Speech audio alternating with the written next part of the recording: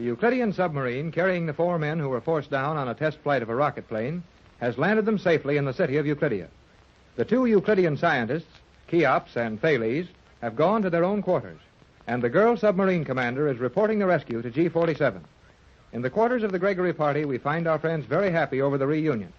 Tex and Jerry are dressed in warm, dry clothing. Joan and her mother question them about their flight in the rocket plane.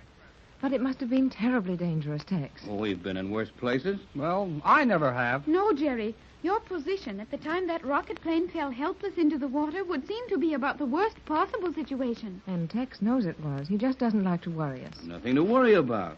Those Euclideans had a flying machine that would fly after a fashion, but when their power failed them and the gas tanks developed a leak, they didn't know what to do. They sure didn't. And you did. I guess these Euclideans have too many fancy instruments and gadgets on everything. They forget how to do anything themselves. But they've been so careful to preserve their natural sense of proportion about other things. Those rooms they keep noisy and the small farm they have here. All such things are maintained to keep them in tune with the normal way of doing things. Even so, Mother, the failure of this rocket plane flight is an example of what the captain means. The Euclideans do depend entirely too much on their instruments. Yeah, that's right, Joan. And the air isn't the best place in the world for that. Things happen pretty fast when you start falling out of the air. The man who flies only by instruments hasn't time to stop and remember how they used to do it in the old days. Well, one thing is sure. If Tex hadn't known plenty about flying, we'd have hit that water so hard that the rocket plane would have gone straight through to the other side. Jerry, that is not possible. Well, maybe not, but we'd have hit plenty hard just the same. Yeah, but we didn't, so let's stop worrying about it. Yes, we may as well drop it. When Tex gets that, I don't want to be interviewed, it was only a routine flight look on his face. There's nothing more to be had from him. Well, one thing we learned, and it ought to help us a lot. What was that? Oh, there's plenty of things wrong with that rocket ship, and if G-47 keeps his promise to let Tex work on them, he'll have plenty of time to plan our escape from here before he's through. Careful, Jerry. You need have no further worry about being overheard. No, don't be too sure, Joan. Remember how Thales talked to us through that radio speaker they installed for us? And how easy it was for him to hear our conversation in the control room? Golly whiskers, that's right. We have no further need for caution in our conversation in these quarters. I am positive of that. You seem sure of yourself, Joan, but I'm afraid the rest of us don't share your confidence in the matter. Perhaps you have not learned all that I have had proven to me. Well, giggling goldfish, don't act so blame mysterious about everything. What do you know that we don't? You are impatient, Jerry. Well, Joan, for once I think Jerry is justified. Our position here is not so enviable that we can afford any secrets from each other. I am sorry, Captain. I will explain. Please do, dear, at once. As you know, I rode with the girl commander as she took that submarine to your rescue. She did a swell job of it, too. Gee, Mrs. Gregory, if you could have seen the way that girl... Jerry Hall, I am trying to explain. Oh, I'm sorry. The commander and I had a splendid opportunity for conversation as we searched for you on the surface of the water. One of the things I learned is that the Euclideans believe our position to be so absolutely hopeless that they are removing all guards assigned to spy on our movements and discussions. Well, that'll help a lot if you're sure of it. I am quite sure of it, Captain. However, I think it wise to exercise some little caution when discussing matters of importance. I agree with that. Oh, me too. What else did you learn, Joan, dear? The other item is particularly interesting and possibly important to us. The commander will be sent in here to share these quarters with us. That girl, Commander? Yes. Why, I thought you said these Euclideans weren't going to bother to watch us so closely after They this. are not. Well, looks to me like they're putting a spy right under the dining room table. Sure looks that way to me. It certainly does. It means nothing of the kind.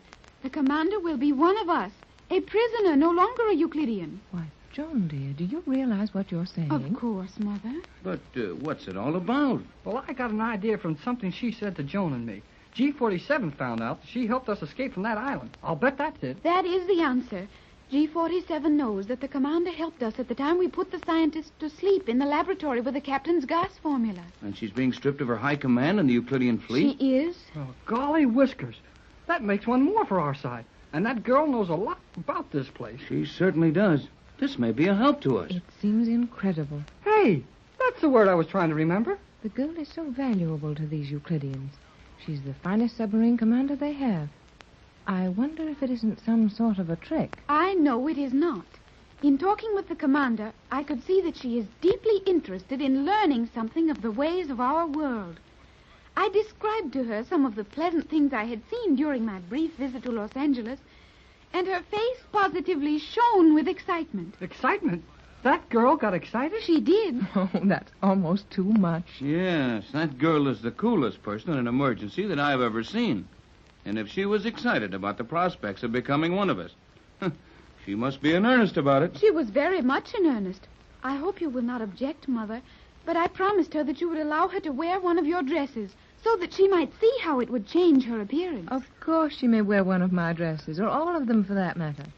Hasn't she ever worn anything but that uniform of Euclidean cloth? Nothing. The commander was born on Euclidia and, except for ocean voyages, has spent her entire 22 years here. Gee whiz.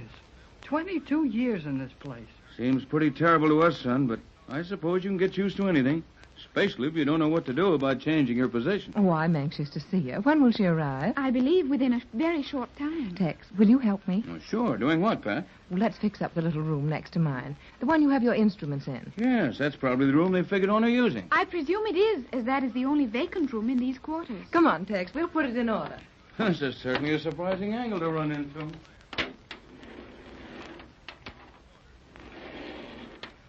Gee whiz, Joan.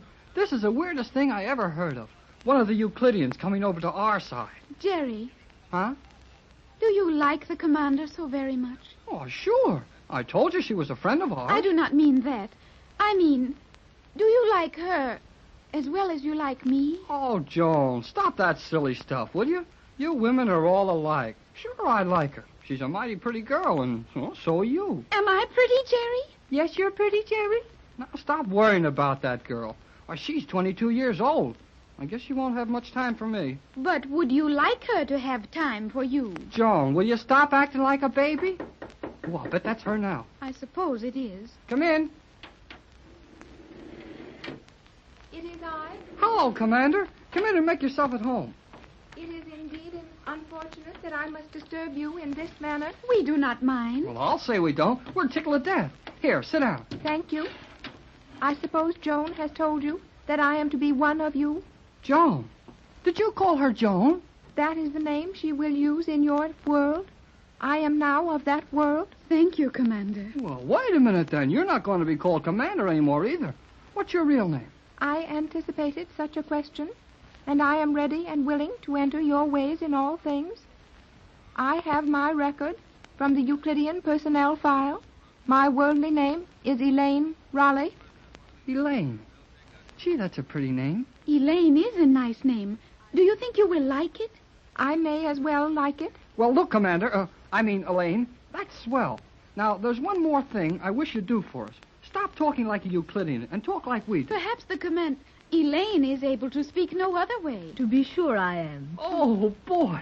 Did you hear that, Joan? Naturally. Well, it may be natural to you, but it sure surprised me. The Euclideans have found it necessary, for numerous reasons, to develop a unique speech which will hide their true identities in time of need. But we are also constantly trained in using a manner of speech suitable to your world, so that we may not attract undue attention when moving in your world on secret missions. Well, I sure like your voice a lot better this way. It is indeed more pleasant. Gee, Joan, you know, you sound more like a Euclidean than the commander. Perhaps I do. I have had no training in any other manner of speech. Well, you just stick around Elaine and me, and we'll teach you how to talk. Jerry. One thing that I cannot understand, Jerry, do many people in your world prattle on endlessly about meaningless things as you do? Oh, I'm not so bad. You speak far too much and say too little. Yet you seem sensible, and I have seen evidence of your intelligence. In the world which Jerry knows, it is not considered necessary to wear a mask of science in order to display intelligence. Oh, gee, thanks, Joan. You sure can make words get up and dance for you. Well, I see that our latest edition has arrived.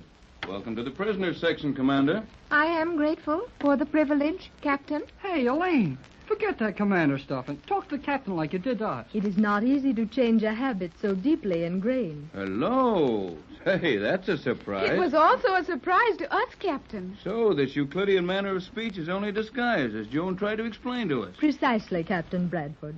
G47 has felt that we should be able to go into the world without exciting any suspicion. Well, I like this way of talking a whole lot better. So do I, Jerry. We've heard about enough of that high-pitched, whining voice the Euclideans affect. Your natural manner of speaking is much more pleasant to the ear.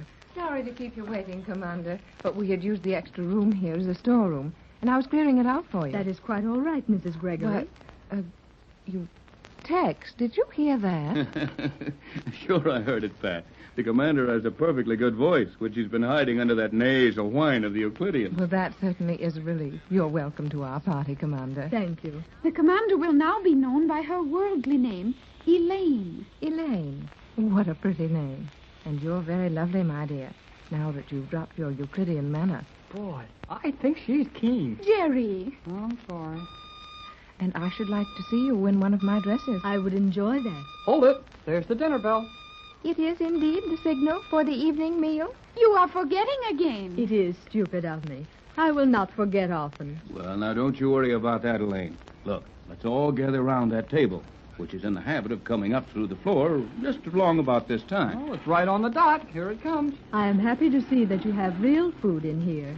Did you have to eat that concentrated food? Most of the time. Oh, we've got a lot of things you'll like. Well, now, look, let's talk about them after we eat. I'm hungry. I am sure you will be happy with Mother and her friends, Elaine.